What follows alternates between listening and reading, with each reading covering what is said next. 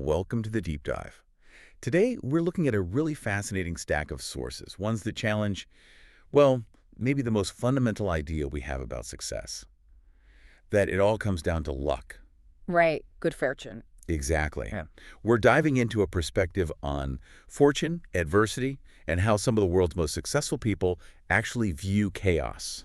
Not just something to survive, but maybe something to actively use. Exploit, even. Yeah. Our mission today is pretty straightforward. Find the real source of what some call bon or fortune. It's just fate dropping things in your lap. Or is it something else? A choice, maybe. Something born from, like, a deep internal awareness. Okay, and here's the hook. Huh. This is what really got us digging into this material. It's this huge counterintuitive thing. If you actually look back at the history of entrepreneurship, some of the biggest, most lasting companies, they often start during the absolute worst economic times. It makes zero sense on the surface, right? Not at all. We're taught to pull back, batten down the hatches when things get tough. But the data, it just tells a completely different story. You mentioned Microsoft earlier, founded right smack in the middle of a massive U.S. economic crisis in the mid-'70s. And Disney. Disney, founded in the 20s, sure, but their huge breakthrough, Steamboat Willie, that hit right when the Great Depression was really starting to bite hard. So while the world is basically screaming panic, these people are crying. What? Laying bricks? Building foundations. It forces you to ask, is this just random chance? Cosmic luck? Or is it maybe a sign of something deeper? This idea of tunfuk, like a profound awareness and awakening. An awakening that lets some people see the blueprint for creation when everyone else is just frozen by fear. Exactly. That's the central question we need to unpack. Okay, let's unpack that awareness then. The common idea, the sort of surface level belief, is just that luck means being in the right place at the right time. Right. External timing, you got the grant, the market peaked perfectly for your IPO, that kind of thing. Pure chance. But the sources we looked at really contrast that with what actually happens during crises. Think about economic turbulence, like a recession. Yep. When things start falling apart, the vast majority of people, like 90% of the market, their instinct is shelter. Find refuge. Stop spending, stop hiring, stop innovating. Just wait it out. Precisely. They retreat, waiting for the storm to pass. But the person operating with this deeper awareness, the glue tunthak, they don't look for shelter. What do they look for? They look for the new path that's being revealed by the chaos. They realize that fortune isn't something you just passively wait for. It's about recognizing a very specific structural opportunity that's hidden inside the mess. Okay, hidden inside the mess. I like that. And the sources use this really striking comparison, don't they, about a seed. Yeah, it's a great analogy. A seed only really sprouts when the soil gets turned over. Yeah. Right? Disrupted. Adversity, difficulty, disruption, that's just the soil being turned. Exactly. It feels destructive, maybe even violent, but it's absolutely necessary for new growth to actually take root. It creates the conditions. So what's actually happening then, mechanically, when the soil is turned over? Why is that chaos actually beneficial for the aware person? Well, it boils down to a couple things. It's really a game of resource availability and, crucially, reduced competition. Okay. When panic takes hold, you see three things happening almost at the same time, and they all benefit the builder, the creator. Right. First, capital either frees up or it shifts focus. Investors start looking for contrarian bets, things that go against the grain. Okay, so money moves differently. Second, competition just disappears. It either retreats because of fear or it fails entirely. And that opens up these huge gaps in the market. Right, less noise. And third, and this is really critical, talent suddenly becomes available. Good people are let go or they're looking for stability, and they become affordable. So the building blocks become cheaper and easier to find. Precisely. Robert Kiyosaki put it really bluntly. He said, a recession is the best time to start your own business. Which sounds crazy. It does. But his reasoning wasn't because the market is booming. It's because the market is frightened.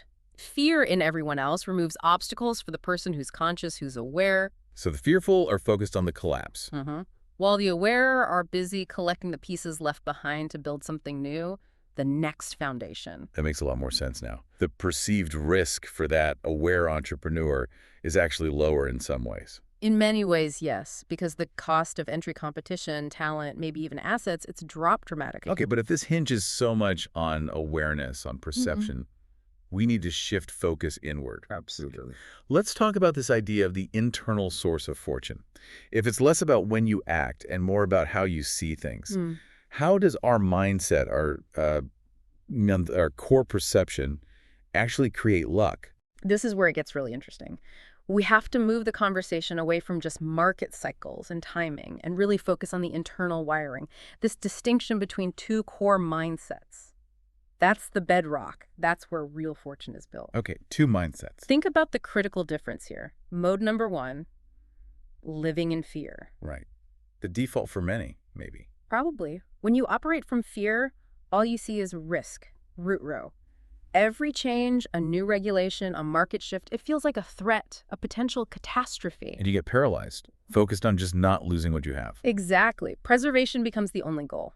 Now, contrast that with mode number two, living with wisdom, or tritet. Okay, what does that look like? This person sees things differently. They see lessons in failure. They see underlying systems. They see opportunities for optimization, for improvement. They maintain a clear path forward, not despite the chaos, but often because of it. So the person in fear asks, what am I going to lose? Right. While the person with wisdom is asking, okay, this old system just broke. What new skill, what new product, what new approach is the world demanding now because of that failure? Can you give a tangible example of that? Sure. Let's say a major supplier goes bankrupt. Huge disruption, right? Panic ensues. Okay. The company living in fear immediately panics. They cut costs everywhere, maybe haphazardly, scrambling for just any temporary fix to plug the gap. Survival mode. Makes sense. But the wise company, the one with Nyantek, they look deeper. They see the systemic flaw in the global supply chain model that this bankruptcy just exposed. They see the vulnerability. Okay. So they see the pattern, not just the event. Exactly. And then they might invest heavily, maybe counterintuitively, in building something new, like a hyper-localized, more resilient regional supply network. They turn a competitor's failure or market failure into their own permanent, defensible competitive advantage. Wow. Okay, so luck isn't some random lightning bolt striking. It's more like the reward for having the systems, the perspective, ready to capitalize when things inevitably go sideways for someone else. You got it. It means luck isn't something that just happens to you passively. It's something you actively create. It's born from internal maturity, from growth, from perspective. Which brings us to another pretty radical idea from the sources. This notion that adversity isn't just something to endure, but something to actually be grateful for. That feels like a huge emotional leap for most people. It absolutely does, but it's crucial to understanding this whole framework. It points to this sort of ultimate purpose of hardship. Which is? Well, the source material puts it beautifully, I think. It says the aware person is grateful for adversity because they understand this fundamental truth.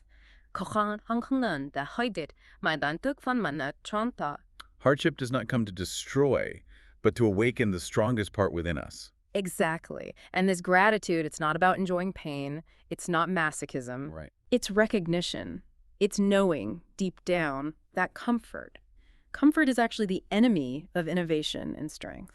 How so? Well, when things are easy, when everything's smooth sailing, you don't question your assumptions, do you? You don't build redundancy. You don't look deeply at potential systemic flaws because everything seems fine. You get complacent. Precisely.